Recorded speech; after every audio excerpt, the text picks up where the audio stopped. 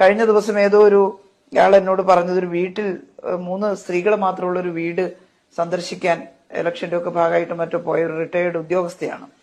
അവർ പോയ സമയത്ത് അവരോട് സ്ത്രീകൾ മാത്രമേ ഉള്ളൂ, ആരുമില്ല. അപ്പൊ ചോദിച്ചു പോലും നിങ്ങൾ 3 മാത്രമല്ലേ ഉള്ളൂ, എങ്ങനെ ജീവിക്കുന്നത്? ദരിദ്ര കുടുംബമാണ്.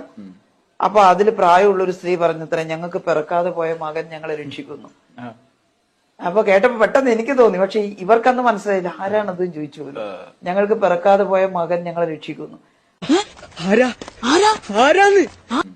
അപ്പൊ അതിൽ പ്രായമുള്ള ഒരു സ്ത്രീ പറഞ്ഞത്ര, ഞങ്ങൾക്ക് പിറക്കാതെ പോയ മകൻ ഞങ്ങളെ രക്ഷിക്കുന്നു.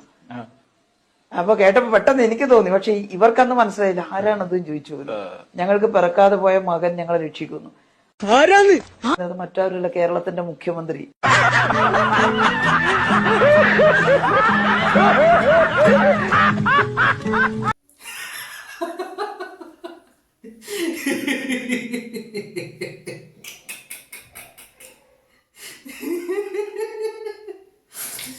അയ്യോ അയ്യോ അയ്യോ അയ്യോ, ഇതൊന്നും പറഞ്ഞു ചിരിക്കാൻ ആരുമില്ലല്ലോ പടച്ചോനെ.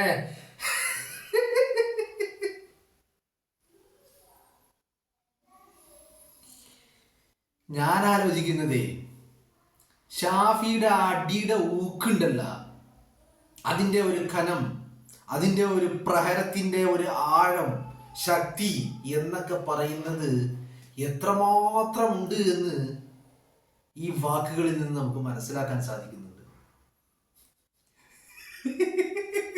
സോറി സോറി, അത് പറയുമ്പോ എനിക്ക് ചിരി വരികയാണേ. പിറക്കാതെ പോയ മകൻ ഞങ്ങളെ രക്ഷിക്കുന്നു. KK ശൈലജയ്ക്ക് ആ വടകരയിൽ കിട്ടിയ അടി, അങ്ങനെ അടി ചിലപ്പോ നമ്മളെ കരണം പുകച്ചുള്ള ഒരു അടി കിട്ടിക്കഴിഞ്ഞാല് കുറേ നേരത്തിന് കീന്നൊരു സൗണ്ട് ആയിരിക്കും. അതുപോലെ ഷാഫിയുടെ കയ്യിൽ നിന്ന് കിട്ടിയ അടി, ആ അടിയിൽ നിന്ന് ശൈലജ ഇപ്പോഴും മോചിതയായിട്ടില്ല എന്നുള്ളതാണ് ശൈലജയുടെ ഈ വാക്കുകൾ ഇങ്ങനെ തെളിയിക്കുന്നത്. അതല്ലെങ്കിലും അങ്ങനെയാണല്ലോ വരിക. നിങ്ങളൊന്ന് ആലോചിച്ച് നോക്ക്. കേരളത്തില് ഇപ്പൊ കഴിഞ്ഞ ഈ പറയുന്ന ലോക്സഭാ ഇലക്ഷനുമായി ബന്ധപ്പെട്ട് 21 പാർലമെന്റ് മണ്ഡലങ്ങൾ, ഈ 21 പാർലമെന്റ് മണ്ഡലങ്ങളിലായിട്ട് പ്രമുഖരായിട്ടുള്ള ആളുകൾ ഒരുപാട് മത്സരിച്ചിട്ടുണ്ട്, ഇല്ലേ? ഇനി ഇതില് ഇപ്പൊ കോൺഗ്രസിന്റെയും യുഡിഎഫിന്റെയും LDFന്റെയും സ്ഥാനാർത്ഥികളെ മാത്രം എടുത്തു നോക്കിയാൽ 42 സ്ഥാനാർത്ഥികളായി. ഇനി അതിലേക്ക് വേണമെങ്കിൽ BJPയുടെ ചില ആളുകൾ, പ്രമുഖരായിട്ടുള്ള ആളുകളുണ്ട്, അവരെ വേണമെങ്കിൽ കൂട്ടാതിരിക്കാം. ഓക്കെ, എന്താണെങ്കിലും ഒരു പ്രമുഖരായിട്ടുള്ള 10-50 പേരെങ്കിലും കഴിഞ്ഞ തവണ മത്സരിച്ചു, അല്ലെ? ഈ 50 പേരിൽ ഒരാള് മാത്രം തെരഞ്ഞെടുപ്പ് കഴിയുന്നതിന് മുമ്പ്, വോട്ടെണ്ണുന്നതിന് മുമ്പ് എന്നല്ല ഞാൻ പറയുന്നത്, തെരഞ്ഞെടുപ്പ് കഴിയുന്നതിന് മുമ്പ് സ്ഥാനാർത്ഥിയായി പ്രഖ്യാപിച്ച അന്ന് അവിടെ താമസിക്കാൻ, ഡൽഹിയിൽ താമസിക്കാൻ ഫ്ലാറ്റ് വാങ്ങിയതാ. അപ്പോ എത്രമാത്രം സ്ഥാനാർത്ഥി പ്രഖ്യാപനം ഉണ്ടായ ഉടനെ തന്നെ ഡൽഹിയിൽ ചെന്ന് ഫ്ലാറ്റ് വാങ്ങണമെങ്കിൽ എന്തിനാ ഫ്ലാറ്റ് വാങ്ങിയത്? MP ആയിട്ട് പാർലമെന്റ് സമ്മേളനത്തിൽ പങ്കെടുക്കാൻ പോകുമ്പോ ഡൽഹിയിൽ താമസിക്കാൻ വേണ്ടിയിട്ട് ആണ് ഫ്ലാറ്റ് വാങ്ങിയത്. അപ്പോ ഈ സ്ഥാനാർത്ഥി പ്രഖ്യാപനം കഴിഞ്ഞ ഉടനെ ഡൽഹിയിൽ ചെന്ന് ഫ്ലാറ്റ് വാങ്ങണമെങ്കിൽ KK ശൈലജയും സഖാക്കളും അടിമകളും അന്തം കമ്മികളും ഒക്കെ എത്രമാത്രം പ്രതീക്ഷ വെച്ച് പുലർത്തിയിട്ടുണ്ടാവും, മനസ്സിലായില്ലേ? വിജയിക്കുന്നതിനെ കുറിച്ച് അവർ ചിന്തിച്ചിട്ടേ ഇല്ല. അവർ ഭൂരിപക്ഷത്തിന് വേണ്ടിയാണ് പ്രവർത്തിച്ചത്. അങ്ങനത്തെ ആളുകള് അത്രയും വലിയ ഒരു എന്താ പറയണ്ട, പ്രതീക്ഷ എന്നല്ല ഞാൻ പറയേണ്ടത്, ശരിക്കും വിജയിച്ചു എന്ന് ഉറപ്പിച്ചിട്ടാണ് അവിടെ പോയിട്ട് ഫ്ലാറ്റ് വാങ്ങിയത്. അങ്ങനത്തെ ആളെയാണ് ഷാഫി അടിച്ച് നിലം പരിശാക്കിയത്. 8 നിലയിൽ പൊട്ടി. പെട്ടി തുറന്നപ്പോ ശൈലജ 8 നിലയിൽ പൊട്ടി, അല്ലെ? 1,14,506 വോട്ടിനാണ് ഷാഫി പറമ്പില് വടകരയിൽ വിജയിച്ച് കയറുന്നത്. 1,14,506 വോട്ട്. ഈ വടകര പാർലമെന്റ് നിയോജക മണ്ഡലത്തിന്റെ ഒരു രാഷ്ട്രീയ സ്ഥിതിവിശേഷം നിങ്ങൾ ഇനി എടുത്തൊന്ന് പരിശോധിക്കുക. ഈ വടകര പാർലമെന്റ് മണ്ഡലത്തിൽ പെടുന്ന നിയമസഭാ മണ്ഡലങ്ങൾ ഏതൊക്കെയാ? തലശ്ശേരിയുണ്ട്, കൂത്തുപറമ്പുണ്ട്, വടകരയുണ്ട്, കുറ്റ്യാടിയുണ്ട്, നാദാപുരമുണ്ട്, പേരാമ്പ്രയുണ്ട്, കൊയിലാണ്ടിയുണ്ട്. ഈ ഏഴ് നിയോജക മണ്ഡലം, അസംബ്ലി മണ്ഡലം, ഈ 7-ൽ 1 മാത്രമാണ് UDF അനുകൂലമായി നിൽക്കുന്ന ഒരു MLA വിജയിച്ച് കയറിയിട്ടുള്ളത്. അത് UDF ഘടകകക്ഷി പോലുമല്ല. പക്ഷെ UDF പിന്തുണയോട് കൂടിയാണ് KK രമ വടകരയിൽ വിജയിച്ചത്. KK രമ വടകരയിൽ വിജയിക്കാനുണ്ടായ കാരണം എന്ന് പറയുന്നത് അത് TP ചന്ദ്രശേഖരന്റെ മണ്ണാണ്. TP ചന്ദ്രശേഖരന്റെ രക്തം വീണ മണ്ണാണ്. TP ചന്ദ്രശേഖരന്റെ സഖാക്കള് പൊട്ടേഷൻ സംഘത്തെ ഇറക്കി വെട്ടിനുറക്കിയ മണ്ണാണ് വടകര. അതുകൊണ്ട് മാത്രമാണ് KK രമ വടകരയുടെ മണ്ണിൽ നിന്ന് വിജയിച്ചു കയറുന്നത്. അപ്പോ ഈ 7 അസംബ്ലി മണ്ഡലത്തിൽ വടകര മാറ്റി നിർത്തിയാൽ ഷാഫിക്ക് വല്ല സാധ്യതയും ഉണ്ടാകുമോ എന്നുള്ള പരിഗണന വെച്ച് നോക്കിക്കഴിഞ്ഞാൽ തന്നെ വടകര ഒഴികെ ബാക്കി എല്ലായിടത്തും കൂത്തുപറമ്പിൽ LDF MLA ആണ്. തലശ്ശേരി സ്പീക്കർ AN ഷംസീറിന്റെ മണ്ഡലമാണ്. വടകര കുറ്റ്യാടിയും നാദാപുരവും വിജയിച്ചു കയറിയത് LDF MLA മാരാണ്. പേരാമ്പ്രയിൽ വന്നാൽ LDF കൺവീനർ TP രാമകൃഷ്ണന്റെ മണ്ണാണ്. കൊയിലാണ്ടിയിൽ പോയി കഴിഞ്ഞാൽ KK ജമീല എന്ന് പറയുന്ന ഈ അടുത്ത കാലത്ത് മരിച്ചുപോയ MLA മണ്ണാണ്. അപ്പോ ഇത്തരത്തിൽ 7-ൽ 6-ഉം CPM കോട്ടക്കൊത്തളമായ വടകര.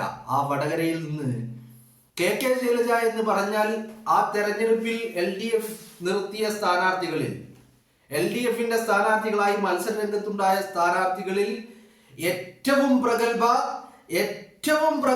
എന്ന് മാത്രമല്ല, ഒരു കാരണവശാലും തോൽക്കില്ലെന്ന് മാത്രമല്ല, ഭൂരിപക്ഷത്തിന്റെ കാര്യത്തിൽ മാത്രമേ സഖാക്കൾക്ക് തർക്കമുണ്ടായിട്ടുള്ളൂ. അപ്പോ അത് ഭൂരിപക്ഷം 5 അക്കമാണോ 6 അക്കമാണോ ഉണ്ടാവുക എന്നുള്ള സംശയം മാത്രമേ സഖാക്കൾക്ക് ഉണ്ടായിരുന്നുള്ളൂ. അങ്ങനത്തെ KK ശൈലജ വടകരയുടെ മണ്ണിൽ തോറ്റു എന്ന് പറഞ്ഞാൽ 8 നിലയിൽ പൊട്ടി എന്ന് പറഞ്ഞാൽ ഷാഫി പറമ്പിൽ എന്ന് പറയുന്ന യുവജന നേതാവിന്റെ പ്രഹരത്തിൽ KK ശൈലജ എന്ന് പറയുന്ന CPM സ്ഥാനാർത്ഥി പരാജയപ്പെട്ടപ്പോ ഈ പ്രഹരം, ഈ തോൽവി KK ശൈലജയ്ക്ക് നൽകിയത് എന്താണെന്ന് ചോദിച്ചാൽ KK ശൈലജയ്ക്ക് നൽകിയത് ശാരീരിക അസ്വസ്ഥങ്ങളാണ്. സമനില തെറ്റി, പിച്ചും പേയും പറയാൻ തുടങ്ങി. മാത്രമല്ല ഉറക്കം നഷ്ടപ്പെട്ടു. ശൈലജ ഇന്നും ഉറങ്ങാൻ കിടന്നു കഴിഞ്ഞാൽ, വൈകുന്നേരമായി അത്താഴമൊക്കെ കഴിച്ച് ഉറങ്ങാൻ കിടന്നു കഴിഞ്ഞാൽ ശൈലജയുടെ മനസ്സിലേക്ക് ഒരു ചിത്രം വരും. ഏതാണ് ചിത്രം? വടകരയുടെ മണ്ണിൽ ഷാഫി പറമ്പിൽ പാലക്കാട്ട് നിന്ന് വണ്ടി കയറി വടകരയുടെ മണ്ണിൽ ഇറങ്ങിയ ദിവസം, ആ ദിവസം അവിടെ തടിച്ചുകൂടിയ ആളുകളും ആ ജനം ഇങ്ങനെ തോളിലേറ്റി ഷാഫിയെ കൊണ്ടുപോകുന്ന ഒരു ചിത്രമുണ്ട്. ആ ചിത്രം ഉടനടി മനസ്സിലേക്ക് വരും. പിന്നെ നേരം വെളുക്കുന്നത് വരെ ശൈലജയ്ക്ക് ഉറങ്ങാൻ പറ്റൂല. ഇപ്പൊ എന്താ ഉണ്ടായതെന്ന് വെച്ചാല്, ഈ കഴിഞ്ഞ 2024 ഈ തെരഞ്ഞെടുപ്പ് കഴിയുന്നത്. 2024 മുതൽ ഇങ്ങോട്ട് കണക്കൂട്ടി നോക്കിക്കഴിഞ്ഞാൽ ഒരു ഏകദേശം 1.5 കൊല്ലം, അതിനു മുകളിൽ 2 വർഷത്തോളം ആവാറാകുന്നു പാർലമെന്റ് തെരഞ്ഞെടുപ്പ് കഴിഞ്ഞിട്ട്. ഈ 2 വർഷം കണ്ടിന്യൂസ് ആയിട്ട് തുടർച്ചയായിട്ട് ഉറങ്ങാൻ കഴിയാത്തതിന്റെ വലിയ ഒരു പ്രശ്നം, അത് ഫിസിക്കലി മെന്റലി ശൈലജയെ പിടികൂടിയിട്ടുണ്ട് എന്നുള്ളതാണ്. ശൈലജയ്ക്ക് ഇപ്പൊ എന്ത് പറഞ്ഞാലും, ശൈലജ വാ തുറന്നാൽ പറയുന്നത് ഇങ്ങനെ പിച്ചും പേയുമാണ്. ആ കൂട്ടത്തിലൊന്നാണ്, അത് പറയുമ്പോൾ തന്നെ എനിക്ക് ചിരി വരും. ആ കൂട്ടത്തിലൊന്നാണ് ഇപ്പൊ ശൈലജ പറഞ്ഞ് ഞങ്ങൾക്ക് പിറക്കാതെ പോയ ഞങ്ങളുടെ മകൻ രക്ഷിക്കുമെന്ന് പറഞ്ഞത്. ശൈലജ മണിയടിക്കാണ്. ശൈലജയ്ക്ക് കുറെ കാര്യങ്ങൾ നേടാനുണ്ട്. ശൈലജ 2ാം പിണറായി വിജയൻ സർക്കാർ അധികാരത്തിൽ വരുമ്പോ, ആദ്യ പിണറായി വിജയൻ സർക്കാരിലെ ആരോഗ്യമന്ത്രിയായിരുന്നു KK ശൈലജ. അന്നും ഇതുപോലെ തള്ളുകൾക്കൊരു കുറവുണ്ടായിരുന്നില്ല. അത് കഴിഞ്ഞ് 2ാം പിണറായി സർക്കാർ അധികാരത്തിൽ വന്നപ്പോ, അല്ലെങ്കിൽ ആ തെരഞ്ഞെടുപ്പ് വന്നപ്പോ, തെരഞ്ഞെടുപ്പ് കഴിഞ്ഞ് ഇലക്ഷൻ റിസൾട്ട് വന്നപ്പോ മന്ത്രിസഭയെയും പിണറായിയെയും മുഖ്യമന്ത്രിയെയും ഒക്കെ തീരുമാനിക്കുന്നതിന് മുമ്പ് ശൈലജ പലതും സ്വപ്നം കണ്ടിരുന്നു. ഏതുപോലെ വടകരയിൽ നിന്ന് വിജയിച്ചു കയറി ഡൽഹിയിൽ പോയി സ്ഥിരതാമസമാക്കാമെന്ന് കരുതിയ ശൈലജ അതിനു മുമ്പ് ആഗ്രഹിച്ചത് കേരളത്തിന്റെ മുഖ്യമന്ത്രി കസേരയായിരുന്നു. അതിനുവേണ്ടിയുള്ള ചില PR വർക്കുകളൊക്കെ ശൈലജ നടത്തിയതുമാണ്. പക്ഷേ അതിന് പകരം കിട്ടിയത് എന്താണെന്ന് ചോദിച്ചാൽ മുഖ്യമന്ത്രി സ്ഥാനം പോയിട്ട് ഉണ്ടായിരുന്ന മന്ത്രിസ്ഥാനം പോലും നിലനിർത്താൻ ശൈലജയ്ക്ക് കഴിഞ്ഞില്ല. വെറും ഒരു MLA ആയി ഒതുങ്ങിക്കൂടേണ്ടി വന്നു എന്നുള്ളത്.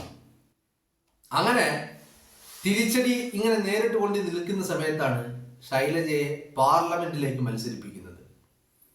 ശൈലജയെ മത്സരിപ്പിക്കാൻ ഒരുങ്ങി സ്ഥാനാർത്ഥി പ്രഖ്യാപനം കഴിഞ്ഞു. ഉടനടി ശൈലജ ഡൽഹിയിൽ പോയിട്ട് ഫ്ലാറ്റ് വാങ്ങി.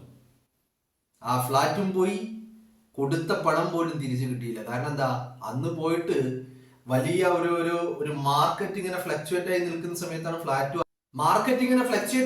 സമയത്തായിരുന്നു പോയിട്ട് വാങ്ങിയത്. പക്ഷെ ഇലക്ഷൻ കഴിഞ്ഞ് റിസൾട്ട് വന്നു കഴിഞ്ഞതോടുകൂടി മാർക്കറ്റ് നേരെ കുത്തനെ താഴോട്ട് പോയി എന്ന് മാത്രമല്ല നഷ്ടത്തിൽ വിൽക്കേണ്ടി വന്നു. അങ്ങനെ എല്ലാം കൊണ്ടും തിരിച്ചടി. കയ്യിലുണ്ടായിരുന്ന പണം പോയി. ഈ പറയുന്ന ഇലക്ഷനിൽ ഷാഫിയോട് 8 നിലയിൽ പൊട്ടി. TP രാമകൃഷ്ണന്റെ പേരാമ്പ്ര, LDF കൺവീനറുടെ പേരാമ്പ്ര എന്ന് പറയുന്ന പേരാമ്പ്രയിൽ മാത്രം ഷാഫിക്ക് 19,000-ലധികം വരുന്ന ഭൂരിപക്ഷമാണ് ലഭിച്ചത്. അങ്ങനെ എല്ലാം കൊണ്ടും തകർന്നടിഞ്ഞ് നിൽക്കുകയായിരുന്നു KK ശൈലജ. ആ തകർച്ച കൊണ്ടു ചെന്നെത്തിച്ചത് ഇപ്പൊ ഇങ്ങനെ ഒരു അവസ്ഥയിലേക്കാണ്. ശൈലജ വല്ലാതെ ശാരീരികമായി മാനസികമായി വല്ലാതെ തകർന്നിരിക്കുന്നു എന്നുള്ളത് ശൈലജയുടെ ഈ അടുത്ത കാലത്തുള്ള സംസാരങ്ങളും വാക്കുകളും ഒക്കെ കേട്ട് കഴിഞ്ഞാൽ നിങ്ങൾക്ക് മനസ്സിലാവും. അത്രമാത്രം ആഘാതം ഷാഫിയുടെ ആ പ്രഹരത്തിന്, ആ അടിക്ക് ഉണ്ടായിരുന്നു എന്നുള്ളതാണ്.